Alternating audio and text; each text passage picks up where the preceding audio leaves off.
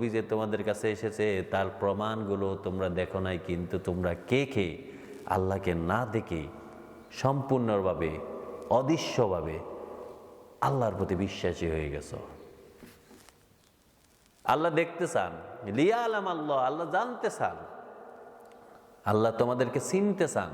মাইয়ানসুরুহু, কে ব্যক্তি আল্লাহকে সহযোগিতা করে, মাইয়ানসুরুহু, কে ব্যক্তি আল্লাহকে এবং তার রসুলকে কোনোভাবে আল্লাহ এবং রসুলের অনুভব না করে, অনুধাবন না করে। আপনি কি আল্লাহকে অনুধাবন করেন, অনুভব করেন? করেন না, দেখেন না, স্পর্শ করতে পারেন না।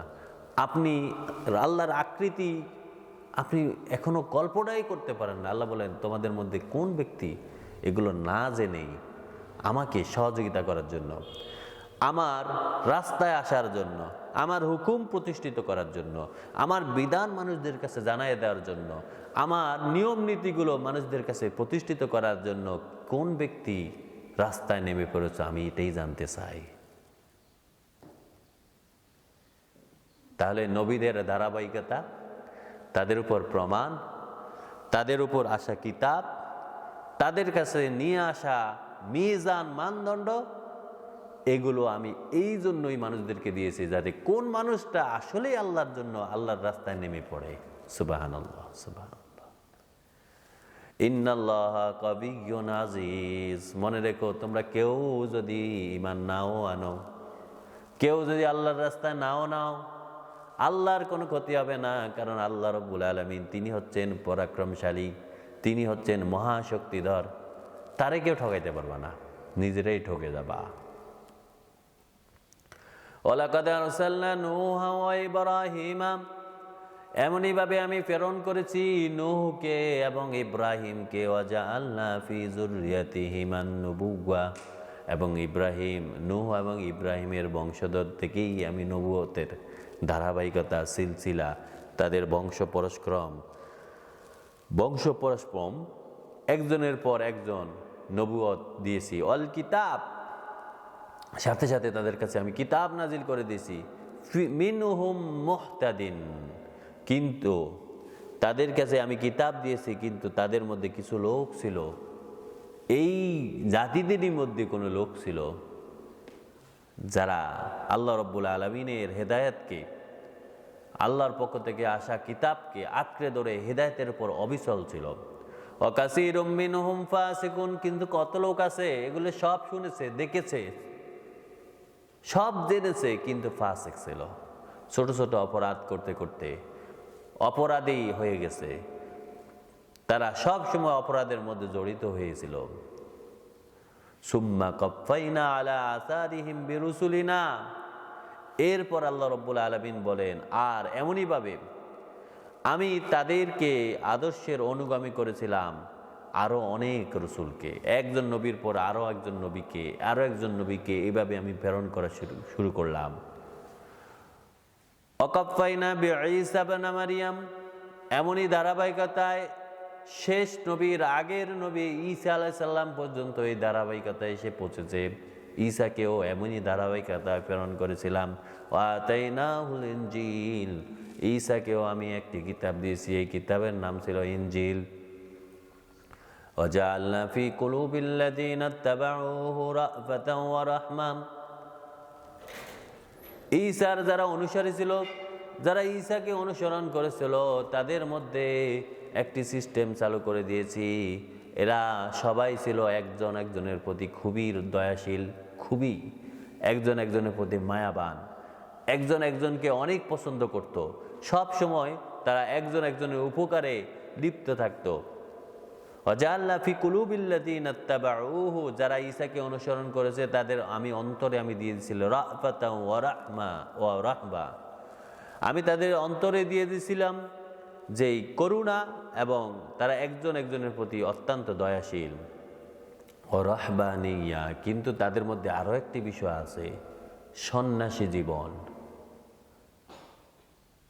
যারা খ্রিস্টান, দেখবেন অনেক খ্রিস্টানদের এক যারা তাদের মধ্যে যারা ধর্মযাজক, ধর্মগুরু, পোপ বলে তাদেরকে, তারা কিন্তু বিয়ে শাদী করে না।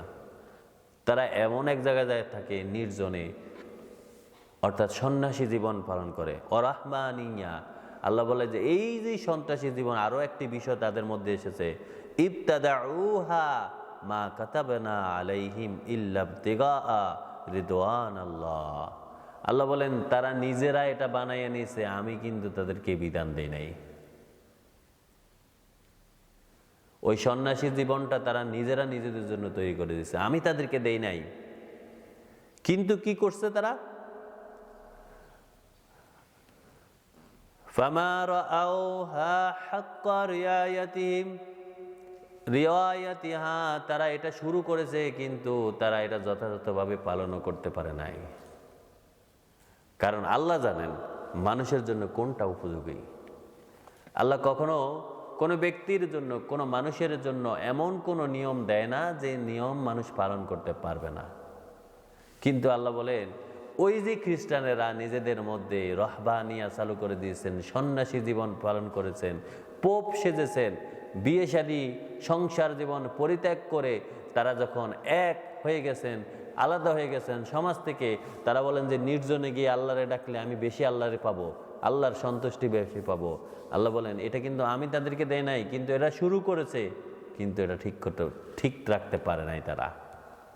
কারণ মানুষের জন্য কোনো নিয়ম করে কখনো এটা ঠিক রাখতে পারে না।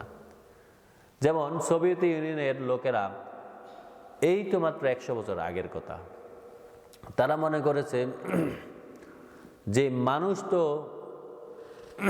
সবাই সমান অধিকার, জন্মগতভাবে একই এলাকার, একইভাবে আল্লাহ তো তাদেরকে আলো বাতাস পানি সব কিছু সমান দিয়েছেন, তাহলে সব সম্পদের সমান সমান মালিক হবে।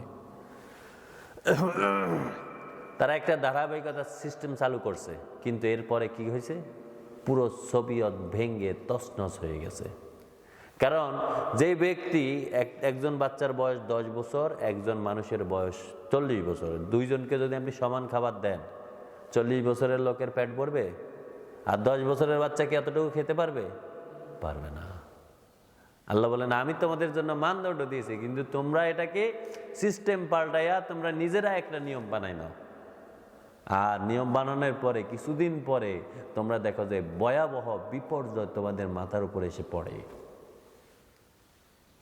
তেমনি ভাবে ঈসা আলাইহিস সালামের অনুসারীরা তারা মনে করেছে তারা একাকী হয়ে সংসার ধর্ম ত্যাগ করে অনেক দূরে গিয়ে এক কোনায় বসে, জঙ্গলের ভিতরে বসে তারা, অথবা তাদের গির্জার ভিতরে বসে তারা বড় ইমানদার হয়ে যাবে। আল্লাহ বলেন না, এটা শুরু করেছে তারা, কিন্তু পালন করতে পারে না, এটা তাদের জন্য সম্ভব না।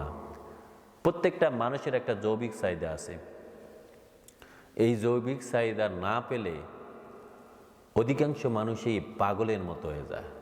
এমনকি রাতের অন্ধকারে এমন মহাপাপ করে, যেই পাপ যদি কখনো প্রকাশিত হয়ে যায় ওই ব্যক্তির মান সম্মান সবকিছু ধূলিসাৎ হয়ে যায়। কিছুদিন আগে পাওয়া গেল যে পোপদের সবচেয়ে বড় সম্রাট যেটা, সে দেখা যাচ্ছে বোবা মেয়েদেরকে সে ব্যবহার করত, যাতে মেয়েরা কার কাছে না বলতে পারে।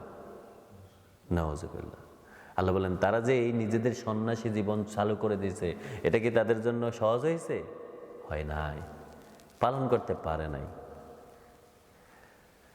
فَآتَيْنَا الَّذِينَ آمَنُوا مِنْهُمْ أَجْرَهُمْ وَكَثِيرٌ مِنْهُمْ فَاسِقُونَ। ফলে তাদের মধ্যে যারা ঈমান এনেছিল আমি তাদেরকে দিয়েছিলাম পুরস্কার, আর যারা ফাসিকি ছিল, যারা অপরাধের মধ্যে লিপ্ত হয়েছে তাদের অধিকাংশই ফাসিক হয়েছিল, যার কারণে তারা অধিকাংশই জাহান্নামী হয়ে পড়েছে, সত্য ত্যাগী হয়েছে। ইয়া আইয়ুহাল্লাযীনা আমানু, ও ঈমানদারেরা, এতক্ষণ আমি যেগুলো তোমাদেরকে বলেছি, ইত্তাকুল্লাহ, এখন তোমাদের দায়িত্ব হচ্ছে আল্লাহকে ভয় করো। ওয়া আমিনু বিরুসুলিহি, তোমাদের কাছে আমার যে রসুল এসেছে, আল্লাহর যে রসুল তোমাদের কাছে এসেছে, সেই রসুলকে তোমরা অনুসরণ করো, সেই রসুলের প্রতি ঈমান আনো। ওয়ায়ুতিকুম বিকিফলাইহি মির রাহমাতিহি ওয়ায়াজআলু লাকুম নূরান তামশুনা বিহি, তাহলে আল্লাহ রব্বুল আলামিন তোমরা যে কাজ করো এই কাজের পুরস্কার আল্লাহ দ্বিগুণ করে দিবেন। সুবহানাল্লাহ। তুমি যে নামাজ পড়ো এই সওয়াব তুমি গিয়ে দেখবা যে এই নামাজের সওয়াবটা তোমার ডাবল হয়ে গেছে। তুমি যে দান করেছো এই দানের সওয়াবটা ডাবল হয়ে গেছে। আল্লাহ তার নিজের অনুগ্রহে তোমাদের এই সব কিছু ডাবল করে দিবেন যদি তোমরা প্রকৃতপক্ষে ঈমানদার হও, আল্লাহকে ভয় করো, নবীকে অনুসরণ করো, তাহলে দেখবে ইউতিকুম বিকিফলাইহি মির রাহমাতিহি, আল্লাহ তার রহমতে তোমাদেরকে এটা ডাবল করে দিবেন, সব কিছু ডাবল করে দিবেন। ওয়াজালু লাকুম নূরান, শুধু ডাবলই করবেন না, তোমাদের হাতে ওই টর্চ লাইট দিয়ে দিবেন ফুলসিরাত পার হওয়ার জন্য, ওই আলো তোমাদের কাছে দিয়ে দিবেন। ওয়াজালু লাকুম নূরান, তোমাদের জন্য আল্লাহর পক্ষ থেকে বরাদ্দ হয়ে যাবে ওই আলো, তামশুনা বিহি, যে আলো দিয়ে তুমি পার হইতে পারবা, হাঁটতে পারবা, চলতে পারবা। দুনিয়ার জীবনও যারা আল্লাহকে ভয় পায়, প্রকৃত ঈমানদার হয় এবং যারা যথাসাধ্য নিজের জীবনের সব ক্ষেত্রে আল্লাহর বিধান মানার চেষ্টা করে, আল্লাহ তাদের জন্য একটা সহজ রাস্তা করে দেয়। দেখা যাচ্ছে গরিব মানুষ মনে করে তারা গরিব, কিন্তু আসলে তার অভাব নাই, তার মনে অনেক শান্তি। সে যখন রাতে ঘুমায় নির্ভেজাল ঘুমায়, কোনো টেনশন থাকে না। বাসায় গেলে তার স্ত্রী তাকে আপ্যায়নের জন্য মনে হচ্ছে প্রাণপণ চেষ্টা করে, কারণ তাদের চাহিদা নাই, আল্লাহ তাদের চাহিদা দূর করে দিয়েছেন, আল্লাহ তাদের অভাব দূর করে দিয়েছেন। আপনাকে যদি আল্লাহ অভাব মুক্ত করেন, তাহলে এমন পৃথিবীর এমন কেউ আছে যে আপনাকে অশান্তিতে রাখতে পারবে? সুবহানাল্লাহ, সুবহানাল্লাহ।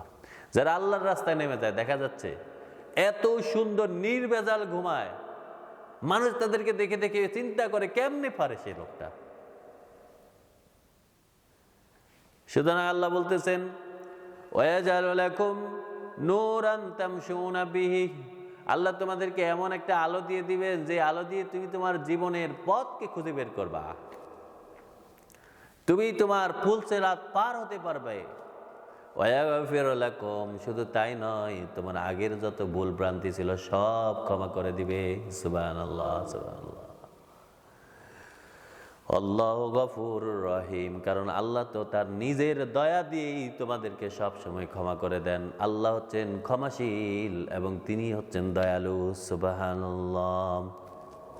লিআল্লা ইয়ালামা আহলুল কিতাব আল্লাহ তাকদিরুনা আলা শাইইন মিন ফাদলিহি ওয়া আন্নাল ফাদলা বিয়াদিল্লাহি ইউতি মান ইয়াশা আল্লাহু যুল ফাদলিল আযীম। আল্লাহ বলেন এটা এই জন্য যে আহলে কিতাবরা যেন জানতে পারে আল্লাহ সামান্যতম অনুগ্রহের উপরও তাদের কোনো অধিকার নেই। মানুষ আল্লাহর কোনো দয়া বা অনুগ্রহের উপর নিয়ন্ত্রণকর্তা নয়। আল্লাহ তার নিজ অনুগ্রহে মানুষদের উপর রহমত নাজিল করেন। আপনি যখন আল্লাহর রাস্তায় হাঁটবেন, দেখবেন আল্লাহ আপনাকে রহমত দেন, কিন্তু আপনি যদি বিপরীত হাঁটেন, তখন আল্লাহ যখন আপনার রহমতটা সরায় নেয়, তখন আপনি ব্যতিষ্যা হয়ে যান। আল্লাহ বলেন কিতাবের অধিকারীরা যারা জানতে পারে আল্লাহর রহমতকে তারা নিয়ন্ত্রণ করে না। আমরা অনেক সময় একজন মানুষের কাছে যাই, মনে করি যে এই মানুষটা দোয়া করলে হয়তোবা আমার জীবনের উপর রহমত চলে আসবে। আল্লাহ বলেন না, কোনো মানুষ আল্লাহর রহমতকে নিয়ন্ত্রণকারী নয়। কিন্তু তোমাদের দায়িত্ব, তোমরা কৃপণতা করবা না, অতিথিকে সাহায্য করবে, অতিথিকে সহযোগিতা করবে, তাকে আপ্যায়ন করবে। তেমনইভাবে তোমাদের নিজেদের আশেপাশে যারা অভাবগ্রস্ত আছে তাদেরকে দান করবে, আল্লাহর রাস্তায় ব্যয় করবে, নিজেদের সম্পদ সম্মান সব কিছু থেকে। তাহলে বিয়াদিল্লাহি ইউতি মান ইয়াশা, আল্লাহ রাব্বুল আলামিন যাকে ইচ্ছা তার অনুগ্রহ তার নিজের অনুগ্রহ থেকে দান করেন। ওয়ান্নাল ফাদলা বিয়াদিল্লাহি ইউতি মান ইয়াশা, আল্লাহর হাতেই সব অনুগ্রহ রয়েছে, তিনি যাকে ইচ্ছা তার ইখতিয়ারে তিনি দান করেন। আল্লাহু যুল ফাদলিল আযীম, কারণ আল্লাহ হচ্ছেন মহা অনুগ্রহশীল, আল্লাহ হচ্ছেন ক্ষমাশীল, আল্লাহ হচ্ছেন দয়ালু, আল্লাহ হচ্ছেন সকল ফদলের মালিক। সুবহানাল্লাহ, সুবহানাল্লাহ। আল্লাহ রাব্বুল আলামিন যেন আমাদেরকে এই বিশ্বাস, এই তাকদীরের প্রতি ঈমান এবং আল্লাহর পক্ষ থেকে আগত বিধান, নবী রসুল এর ইত্তেবা করার তৌফিক দান করেন, আমিন। এবং আল্লাহর এই কিতাবের অনুসরণ করে আমরা যেন প্রকৃতপক্ষে এই কিতাবের একজন ছাত্র হতে পারি, সেটা তৌফিক দান করেন। আল্লাহ রব্বুল আলামিন যেন এই কিতাবের বিধানকে আমাদেরকে প্রতিষ্ঠিত করার তৌফিক দান করেন, আমিন। ওমা তৌফিক ইল্লা বিল্লাহ। সুবহানাকাল্লাহুম্মা বিহামদিক আশহাদু আল্লা ইলাহা ইল্লাল্লাহ আস্তাগফিরুকা ওয়া আতুবু ইলাইক।